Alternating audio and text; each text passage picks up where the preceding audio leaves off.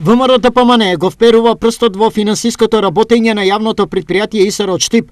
За 3 месеци од назначувањето на новото раководство, тие посочуваат дека досега чистењето на депонијата изнесувало 1,5 милион денари, но сега во комбинација е нова сума.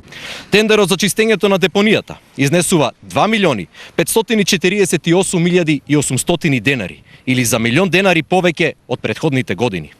Но ИСР за прв пат објавил уште 3 тендери поврзани со оперирање во депонијата. Услуги за физичко обезбедување на депонијата, уредување на градската депонија и набавка на средства и превентивна санација од пожари на градската депонија. До сега овие набавки го чинат ИСР 5 милиони 720 640 денари. А замислете, се уште не е завршен тендерот за физичко обезбедување на депонијата. Во врска со оваа пресконференција од јавното предпријатие ИСР вратија.